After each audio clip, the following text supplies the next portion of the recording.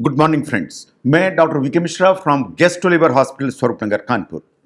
Eight the outset a request, ये scientific channel है, इस साइंटिफिक डेलिब्रेशन है। आपसे मैं रिक्वेस्ट करूंगा कि इस चैनल को सब्सक्राइब करें और इस वीडियो को शेयर करें ताकि ये जानकारी ज़्यादा से ज़्यादा लोगों तक भेजी जा सके। आज मैं ब्लैक फंगस या म्यूकरमाइकोसिस के बारे में बात करूंगा जो कोविड के संदर्भ में सबसे ज्यादा न्यूज में है। तो आज हम ब्लैक फंगस को डिस्कस करने की कोशिश करेंगे।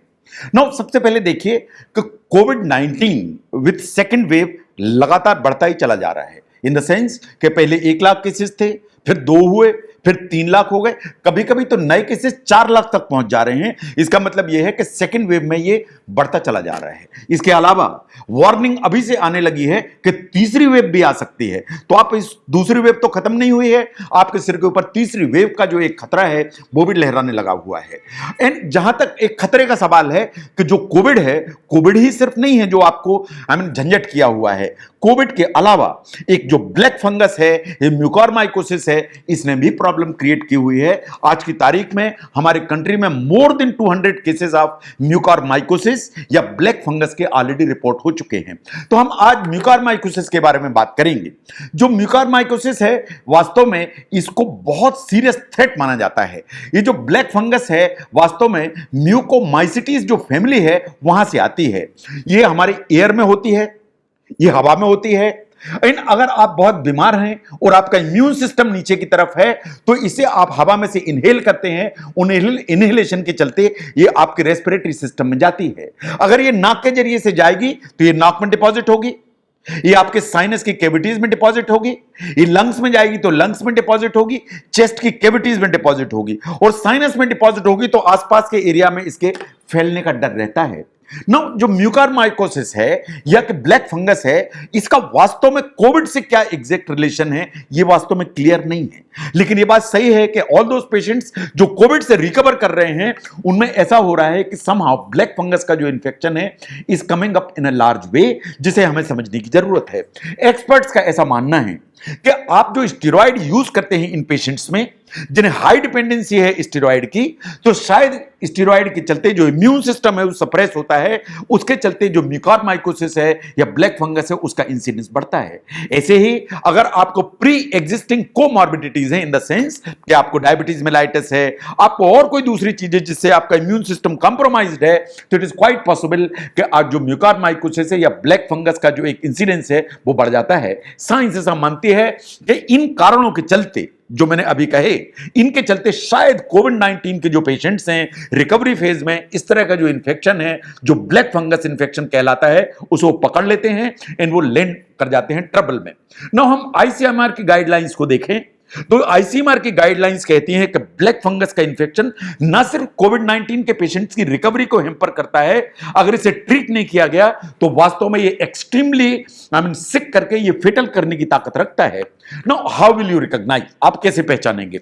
सबसे इंपॉर्टेंट जो चीज है कि आपको चेहरे को ध्यान से देखने की जरूरत है पेशेंट को। अगर पेशेंट के आप चेहरे को ध्यान से देखेंगे तो आप देखेंगे कि इस तरह की आपको फेशियल डिफॉर्मिटी दिखती है।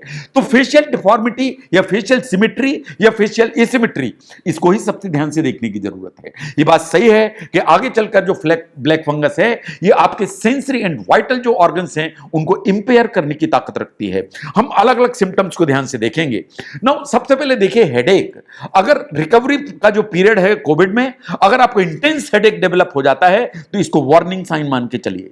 जो ब्लैक फंगस है या म्यूकरमाइकोसिस है, ये वास्तव में साइनस की कैविटीज में होती है, नेजल कैविटी में होती है और यहां के नर्व्स को अफेक्ट करती है। और जैसे ही नर्व्स को अफेक्ट करेगी तो आपको एक्सक्रूशिएटिंग हेडेक चालू हो जाएगा।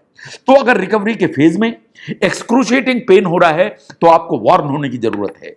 Now second one is the visual impairment. Any change in the eyes के शेप में, उसकी साइज में या विजन का डिस्टॉर्शन, ये तीनों चीजें होती हैं तो ये वार्निंग साइन है कि कहीं ब्लैक फंगस या म्यूकरमाइकोसिस तो नहीं डेवलप हो रही है। ये जब भी ब्लैक फंगस ग्रो होती है, स्प्रेड होती है, तो विजन हमेशा डिस्टॉर्ट होने की पॉसिबिलिटी होती है। जो आई है वो इन्वॉल्व हो जाती है। आई इन्वॉल्व होगी तो इसमें स्वेलिंग होगी, जो उसका अपीयरेंस है वो हेजी हो जाएगा, जो विजन है वो अफेक्टेड हो जाएगा। वास्तव में जो आईज है वो ब्लड शॉट आई हो जाएंगी, जैसा कि आपको जो फोटोग्राफ है इसमें दिखाई दे रहा है। नाउ जो आपके चीक्स हैं, आईज हैं and part of the face है, अगर देखें तो पेशेंट्स का इस तरह के अपीयरेंस आ जाता है, स्वेलिंग आ जाती है, लोकल पेन आ जाता है चीक बोन पर, और वन साइडेड फेस पेन आना चालू हो जाता है। इन इसमें नंबनेस भी कभी कभी महसूस होती है। जहां तक स्वेलिंग का सवाल है, सिर्फ स्वेलिंग नहीं होती है, अगर ये फंगल इन्फेक्शन आगे चला जाता है, बढ़ता चला जाता है, अनअटेंडेड है, अनचेक्ड है, या उसको कोई ट्रीटमेंट नहीं किया जाता है, तो वास्तव में नेक्रोसिस करने की ताकत रखता है। नेक्रोसिस करेगा, इसको ब्लैक करेगा, ब्लैक करेगा, नेक्रोसिस करके स्लफ कर देगा, एंड ये जो ब्लैक कलर है इसी के चलते इसको ब्लैक फंगस नाम से बार बार जाना भी जाता है। नो, ये जो ब्लैक फंगस है, ये जो नाक के जरिए से, नाक के अंदर एक प्लेट होती है जिसे कहते हैं क्रिब्रीफॉर्म प्लेट।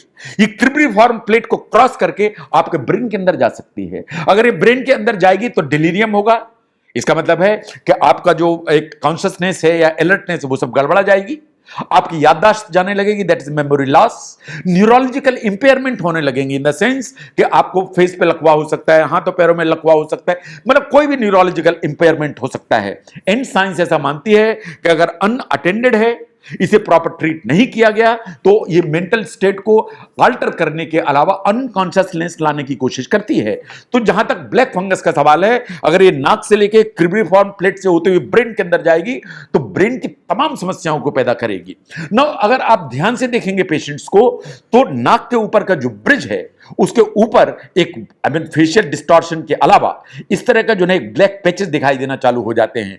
ये ब्लैक जो पैचेस हैं, ये नाक के ऊपर का ब्रिज एंड ब्रिज के बगल में आई, इन सबको जो है इन्वॉल्व करने की ताकत रखती है। अगर ये अनअटेंडेड है, अनट्रीटेड है, तो वास्तव में ये अंदर ही अंदर डैमेज करती चली जाती है। ये अंदर ही अंदर अगर इन्वेड करेगी तो वास्तव में ये दांतों को डैमेज करेगी, इवन जा को डैमेज करेगी। ये दांतों को इतना डैमेज करेगी कि दांत वास्तव में गिर सकते हैं, इन जा पूरा का पूरा डैमेज हो सकता है। नाउ क्या कोविड-19 के जो पेशेंट्स हैं सभी को म्यूकरमाइकोसिस का डर है, या कि कोई सबसेट ऑफ द पेशेंट्स हैं जिनको इस ब्लैक फंगस का डर है? जिन्हें इस ब्लैक फंगस का डर है, उस सब ग्रुप को हमें ध्यान से समझने की जरूरत है। वो कोविड पेशेंट्स जो वेंटिलेटरी सपोर्ट पे हैं, इन जो लंबे समय से वेंटिलेटरी सपोर्ट पे हैं, फिर से देखें, वो कोविड के पेशेंट्स जिन्हें वेंटिलेटरी सपोर्ट की जरूरत है और लंबे समय से वेंटिलेटरी सपोर्ट पे हैं, दिस इज द ग्रुप जो ब्लैक फंगस के लिए प्रोन है। नाउ वो पेशेंट्स जिन्हें लंबे समय से हाई डोज स्टेरॉइड चल रहे हैं, लंबे समय से हाई डोज स्टेरॉइड चल रहे हैं, तो इम्यून सिस्टम डिप्रेस्ड है, वो ब्लैक फंगस के लिए प्रोन है। ना पेशेंट्स जिनको despite every effort blood sugar control में नहीं है, उनकी ब्लड शुगर 400, 500 या डायबिटिक कीटोएसिडोसिस भी परसिस्ट कर रही है, ये जो ग्रुप है पेशेंट्स का कोविड-19 के रिकवरी फेज में, ये पेशेंट्स हैं जो ब्लैक फंगस के लिए प्रोन है। ऑल इम्यूनो कंप्रोमाइज पेशेंट्स, चाहे वो HIV के पेशेंट्स हों, चाहे MDR ट्यूबरकुलोसिस के पेशेंट हों, चाहे कैंसर के पेशेंट्स हों, चाहे पेशेंट जो कीमोथेरेपी पे हैं या क्रोनिक रीनल फेलियर के पेशेंट्स हैं, जो कि इम्यूनो कंप्रोमाइज्ड हैं, उनको अगर कोविड-19 डेवलप हुआ तो इट इज क्वाइट पॉसिबल कि वो ब्लैक फंगस की चपेट में भी आ जाएं। तो ये 4 ग्रुप के पेशेंट्स हैं जो सबसे ज्यादा रिस्क में होते हैं, तो इसलिए इन पर ध्यान देने की जरूरत है। ऐसा नहीं है कि हर आदमी को परेशान होने की जरूरत है। आप जानते हैं कि कोविड के 85 to 90% जो पेशेंट्स हैं वो ऐसे ही होम आइसोलेशन में रिकवर हो जाते हैं। तो ऐसा थोड़ी है कि आप होम आइसोलेशन में रिकवर हो गए तो आपको ब्लैक फंगस हो जाएगा। This is unnecessary panic which is being created. अगर आपको माइल्ड या मॉडरेट केस था, आप दोनों होम आइसोलेशन में ठीक हो गए, आपको कोई रिस्क नहीं है। आप एसिम्प्टोमेटिक पेशेंट थे, आपको कोई रिस्क नहीं है। आपने जो है तो ओरल स्टेरॉइड आपने लिए बहुत शॉर्ट टाइम के लिए, किसी फॉर एग्जांपल आपने मेड्राल की गोली ली 16 मिलीग्राम, सवेरे शाम आपने 5 दिन खाई, आपको कोई रिस्क नहीं है। अगर आपको डायबिटीज है एंड आपने स्टेरॉइड लिए भी शॉर्ट टाइम के लिए, लेकिन आपकी शुगर कंट्रोल एकदम ठीक थी, तो आपका जो रिस्क का लेवल है वो बहुत लो है और ऑलमोस्ट ना के बराबर है। ऐसे ही जिन्हें वेंटिलेटरी सपोर्ट की भी जरूरत पड़ी, बट वेंटिलेटरी सपोर्ट बहुत कम समय के लिए था, से फॉर एग्जांपल 2 दिन के लिए था, 3 दिन के लिए, 4 दिन के लिए था, उनकी जो रिस्क है इज वेरी लो, और यार रिस्क ना के बराबर है। तो हर आदमी को परेशान होने की, चिंता करने की जरूरत नहीं है, because these are the groups जिनमें कोई ऐसा रिस्क नहीं है। नाउ आपको क्या वॉच करने की जरूरत है? जब आप हॉस्पिटल में होते हैं तो हमें यह वॉच करने की जरूरत है कि नाक या उसके आसपास ब्लैक पैच तो नहीं डेवलप हो रहा है, आपके नाक में या कान में से कोई ब्लैक डिस्चार्ज तो नहीं आ रहा है। यह आपको हॉस्पिटलाइजेशन के दौरान आपको वॉच करने की जरूरत है। जब आप रिकवर होकर घर में चले जाते हैं तो आपको देखना पड़ता है कि फेस में कोई एसिमेट्री तो नहीं आ रही, कहीं कोई ब्लैक डिस्चार्ज जो है नाक से या कान से तो नहीं आ रहा है, आंखों में से देखने में या विजन में कोई डिस्टॉर्शन तो नहीं है, कोई मेंटल डिटेरियोरेशन तो नहीं है, कंफ्यूजनल स्टेज, मेमोरी लॉस, डिलीरियम, कोई इस तरह के कोई सिम्टम्स तो नहीं आ रहे हैं। लेकिन आपको कुछ प्रिकॉशंस लेने की जरूरत है। जब आप हॉस्पिटल में होते हैं तो कुछ प्रिकॉशंस आप लेते हैं, कुछ हॉस्पिटल का स्टाफ लेता है। सबसे इंपॉर्टेंट चीज एक वॉचफुल आई चाहिए। कहीं नाक में कोई ब्लैक स्पॉट तो नहीं है, आंख के नीचे कोई ब्लैक स्पॉट तो नहीं है, नाक में या कान में कोई ब्लैक डिस्चार्ज तो नहीं है, तो एक वॉचफुल आई चाहिए। Now second one is the कि आपका जो ब्लड शुगर है वो उसको बहुत स्ट्रिक्ट कंट्रोल होने की जरूरत है, क्योंकि स्ट्रिक्ट कंट्रोल होगा, ब्लड शुगर नीचे रहेगी तो इम्यून स्टेटस उतना डिस्टेबलाइज नहीं होगा। प्रोफिलेक्टिक एंटीफंगल्स की जरूरत पड़ती है अगर आपको एंटीबायोटिक लंबे समय से चल रहे हैं। जो वेंटिलेटर पे लंबे समय से हैं तो उनके जो ऑक्सीजन ट्यूब्स हैं उनको रेगुलरली चेंज होने की जरूरत है, because these are the sources जहां से ब्लैक फंगस के सबसे ज्यादा आने का डर रहता है। ऐसी भी कुछ रिपोर्ट्स आ रही हैं कि जो एयर को या ऑक्सीजन को ह्यूमिडिफाई किया जाता है, अगर उस ह्यूमिडिफायर में मिथिलीन ब्लू यूज की जाए तो शायद जो ब्लैक फंगस का इंसिडेंस है वो नीचे की तरफ आता है। नाउ जब आप डिस्चार्ज हो जाते हैं, आप कोविड-19 के रिकवरी के फेज में हैं, तो आप ब्लैक फंगस की रिस्क से कैसे बाहर रहें? नंबर 1, 15 दिन तक बिल्कुल ध्यान से जो मास्क है बहुत स्ट्रिक्टली अप्लाई करने की जरूरत है, बिकॉज 15 दिन का पीरियड है पोस्ट जो है डिस्चार्ज, जो आपके लिए सबसे ज्यादा रिस्की है। तो मास्क ऑल 24 आवर्स आपकी बिल्कुल नाक पे होना चाहिए। नंबर 2, आप कोई भी जो है ना प्लांट टच करते हैं, जैसे गार्डन है तो आप प्लांट टच करते हैं, बिकॉज प्लांट्स में ही सबसे ज्यादा ब्लैक फंगस होती है, तो उसको टच करते हैं, मैनेज करते हैं या गार्डनिंग में जाते, वो आपको नहीं करना है, तो प्लांट टच को अवॉइड करने की जरूरत है। देन जो सॉइल होती है या जो घास होती है, जमीन होती है, इसमें भी ब्लैक फंगस होती है, तो आपको सॉइल को जितना ज्यादा मिनिमाइज करें हैंडलिंग से वो आपके लिए अच्छा है। तो 15 दिन के प्लांट से बचें, सॉइल को मैनेज करने से बचें और रेगुलर आपको अपनी ब्लड शुगर को मॉनिटर करने की जरूरत है। अगर आप इतना करेंगे तो घर में आप ब्लैक फंगस से बचेंगे। तो जहां तक ब्लैक फंगस का सवाल, ये बात सही है कि एक सब ग्रुप का पेशेंट है जिसमें इसके होने का डर है, वो सब ग्रुप का पेशेंट है, उसको बिल्कुल ध्यान से पहचानिए। वेंटिलेटर पर लंबे समय से, कॉर्टिकोस्टेरॉइड पे लंबे समय से, जिनकी ब्लड शुगर बिल्कुल जो है डिरेंज है लंबे समय से, या जो इम्यूनो कंप्रोमाइज हैं जैसे एचआईवी है, एमडीआर, ट्यूबरकुलोसिस है, कैंसर पेशेंट्स हैं, ये पेशेंट्स हैं जिन्हें कोविड-19 है तो ब्लैक फंगस का डर है। लेकिन ऐसा नहीं है कि हर आदमी को डर है, कि आप होम आइसोलेशन में ठीक हो गए तो आपको डर है, आपने स्टेरॉइड नहीं लिए तो आपको डर है, आप एसिम्प्टोमेटिक थे तो आपको डर है। इसको किसी को भी इस तरह का डर नहीं है, तो इसलिए इसको सभी लोगों को डर होने की जरूरत नहीं है। अगर आप समझते हैं कि ब्लैक फंगस या म्यूकरमाइकोसिस को समझने में ये वीडियो आपको हेल्प करता है तो इसको जरूर शेयर करें। मैं doctor VK Mishra from gastro liver hospital, Swaroopnagar, Kanpur. Thank you very much.